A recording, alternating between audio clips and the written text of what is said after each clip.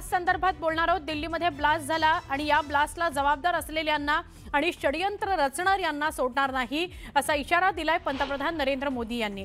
दोषींना कठोरात कठोर शिक्षा करणार आहोत असंही ते म्हणाले। या मोदींनी भूतामधून ठणकावून सांगितलेलं आहे। मोदी वेगवेगळ्या गोष्टींसाठी वेगवेगळ्या शहरांमध्ये जात असतात, तेव्हा ते भूतानमध्ये गेलेले आहेत आणि तिथून त्यांनी इशारा दिलेला आहे की कुणालाही सोडणार नाही, दोषींना कठोर शिक्षा दिली जाईल असं पंतप्रधान नरेंद्र मोदींनी म्हटलंय। ब्लास्ट संदर्भात मोदींची पहिली प्रतिक्रिया आलेली आहे आणि त्यांनी असं म्हटलंय की जे हल्ल्याला जबाबदार आहेत त्यांना कुणालाही सोडणार नाही। हमारी एजेंसियां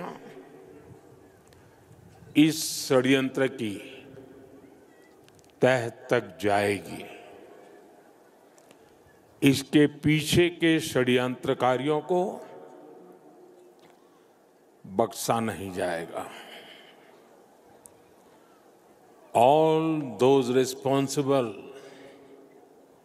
will be brought to justice.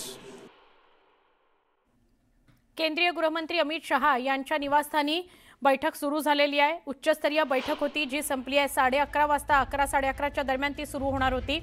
दिल्लीतील लाल किल्ला परिसरात झालेल्या स्फोटानंतर उच्चस्तरीय बैठक आयोजित करण्यात आली होती। फरीदाबाद मॉडेल आणि लाल किल्ला स्फोट प्रकरणाचा आगामी तपास हा NIAला देण्यासंदर्भात यावेळी चर्चा झाली बैठकीत असं कळतंय। लवकरच हा तपास NIAला सोपवण्यात येणार आहे अशी माहिती वरिष्ठ सूत्रांनी दिली आहे। 11-11:30च्या दरम्यान बैठक सुरू झाली। काही क्षणापूर्वीच ती संपली आहे। अमित शहांच्या निवासस्थानी ही बैठक पार पडली।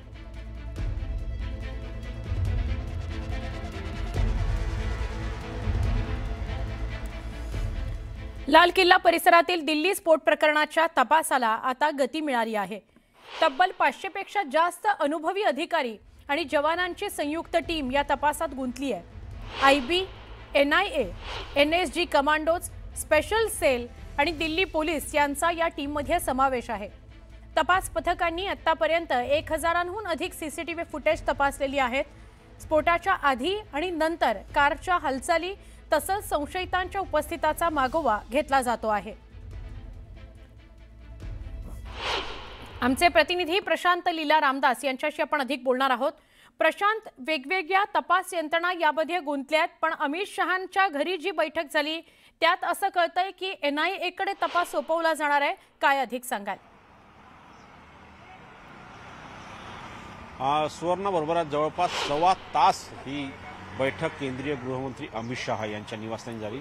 सध्या मी जिथे उपस्थित आहे त्याच्या माझ्या मागे केंद्रीय गृहमंत्री अमित शहा यांचं निवासस्थान आहे आणि महत्त्वाचं म्हणजे जर बघितले कृष्ण मेनन मार्गावरील निवासस्थान आहे आणि याच निवासस्थानी दिल्ली पोलीस कमिशनर, त्यानंतर NIAचे अधिकारी, त्यानंतर IBचे अधिकारी, याशिवाय IBचे संचालक, केंद्रीय गृहमंत्रालयाच्या अंतर्गत येणारा आंतरिक सुरक्षा विभागाचे ज्येष्ठ अधिकारी, या सगळ्यांची एक अत्यंत महत्त्वाची बैठक झाली। जवळपास साधारणतः 1.25 तास ही बैठक झाली। या बैठकीमध्ये निर्णय घेण्यात आलेला आहे की सध्या दिल्ली स्पेशल सेल जे तपास करत आहे तो संपूर्ण तपास लाल किल्ल्याच्या बॉम्बस्फोट प्रकरणाचा तपास आणि सोबतच फरीदाबादमध्ये जे ज्या पद्धतीने दहशतवाद्यांचं एक मॉड्यूल आढळलं आहे या सगळ्या प्रकरणाचा तपास आता NIA करतील। सध्या या संदर्भात माहिती मिळते की अजूनही अधिकारिकरित्या म्हणजे सार्वजनिक पद्धतीने याला अजूनही घोषणा करण्यात आलेली नाही आहे, पण सध्या त्या पद्धतीचे संकेत प्राप्त होत आहे की बॉम्बस्फोटाचा संपूर्ण तपास हा NIAचे अधिकारी करणार आहे। यासाठीच NIAचे काही अधिकारी हे घटनास्थळावरती आहे। आपल्याला माहित असेल की जेव्हा सकाळी आपण त्या घटनास्थळावरती होतो तेव्हा तिथे अनेक NIAचे अधिकारी असल्याचे आपल्याला पाहायला मिळाले। त्यानंतर NSGचे अधिकारी देखील मिळालेले आहे आणि हा तो संपूर्ण परिसर जो आहे हा संपूर्ण पांढऱ्या कापडाने झाकून घेण्यात आलेला आहे आणि त्याच्या आतमध्ये अनेक अधिकारी आहे जे संपूर्ण या प्रकरणाची चौकशी करत आहेत, धागेदोरे जुळवण्याचा प्रयत्न करत आहे। महत्त्वाचं म्हणजे जर बघितलं या सगळ्या पार्श्वभूमीवरती ज्या पद्धतीनं या संपूर्ण मॉडेलमध्ये काही डॉक्टरांचा समावेश असल्याची माहिती आलेली आहे, त्याच्या आधारावरती दिशा निर्देश केली जात आहे। जवळपास 1000पेक्षा जास्त पोलीस जवान या संपूर्ण पोलीस तपास करत असल्याची माहिती पुढे आलेली आहे। यासाठी ज्येष्ठ अधिकाऱ्यांची एक स्पेशल चमू दिल्ली पोलिसांच्या स्पेशल सेलने तयार केली आहे। हा संपूर्ण अहवाल तयार केल्यानंतर एनआयच्या अधिकाऱ्यांना होऊ शकता हा संपूर्ण हँडओव्हर दिला जाईल आणि त्यानंतर एनआयचे अधिकारी या दिशेने तपास करतील। राष्ट्रीय तपास यंत्रणेच्या माध्यमातून देशभरातल्या बॉम्बस्फोटांच्या मालिकांची किंवा बॉम्बस्फोट होत असतात त्याचा तपास करण्याचे संपूर्ण अधिकार हे एनआयला दिले झाले, म्हणजे राष्ट्रीय तपास यंत्रणेने दिले आहे। त्याच आधारावरती आता दिल्लीतील लाल किल्ला परिसरात झालेला जो बॉम्बस्फोट आहे त्याचाही तपास करण्याचा अधिकार एनआयला देण्याचे संकेत स्पष्ट झालेले आहे।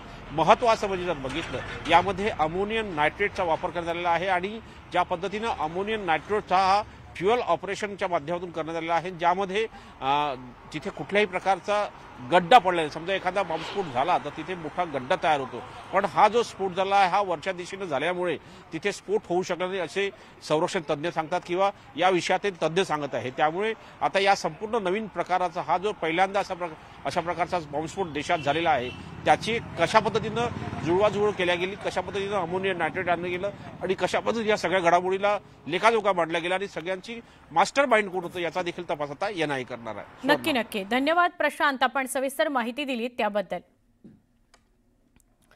लाल किल्ल्याजवळ झालेल्या धमक्यांचा सीसीटीव्ही फुटेज समोर आलाय। धमाका जो झाला त्या धमाक्यांचा सीसीटीव्ही फुटेज समोर आलाय। या फुटेजमध्ये स्फोटाचा तो क्षण स्पष्टपणे दिसतोय।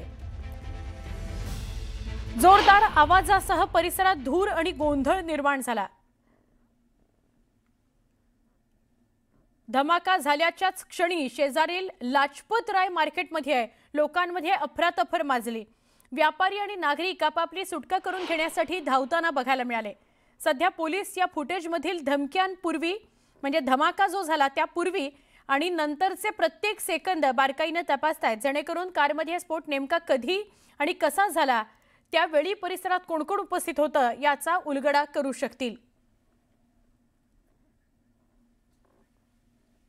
जैश ए मोहम्मदचा कमांडर रऊफ असगर याचा एक ऑडिओ समोर आलाय, त्याची एक ऑडिओ क्लिप समोर आली आहे। CNN न्यूज 18ला गुप्त यंत्रणांकडून या संदर्भात माहिती मिळाली की दहशतवादी रऊफ असगरनं ऑडिओच्या माध्यमातून भारताला धमकी दिलेली आहे। ऑडिओमध्ये दहशतवादी रऊफ असगर यानं भारताचा डिफेन्स बजेट त्याच्या समोर काहीच नाही असं म्हटलंय। त्याचबरोबर आपण पहिल्यांदाच हत्यारं खरेदी केली आहेत असा दावा त्यानं केलाय।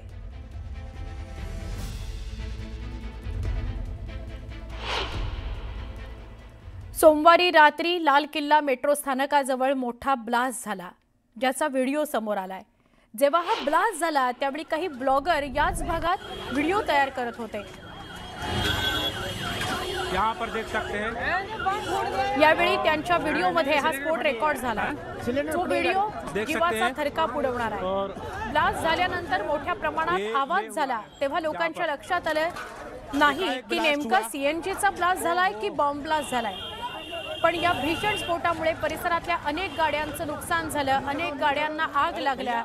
धमाका झाल्यानंतर म्हणजे ब्लास्ट झाल्यानंतर लगेचच जिथे काही ब्लॉगर्स होते त्यांनी ही दृश्य व्हिडिओमध्ये चित्रित केली आणि बघण्यासारखं दृश्य नव्हतंच। अत्यंत थरकाप उडवणारं, अंगावर काटा आणणारं, धावपळ निर्माण करणारं असं हे दृश्य होतं। सोमवारी संध्याकाळी 6:42 ते 45 मिनिटांच्या दरम्यान ब्लास्ट झाला आणि लोकांच्या लगेचच लक्षात आलं की हा सिलेंडरचा ब्लास्ट नाहीये तर बॉम्ब ब्लास्ट आहे। एकाएक ब्लास्ट हुआ।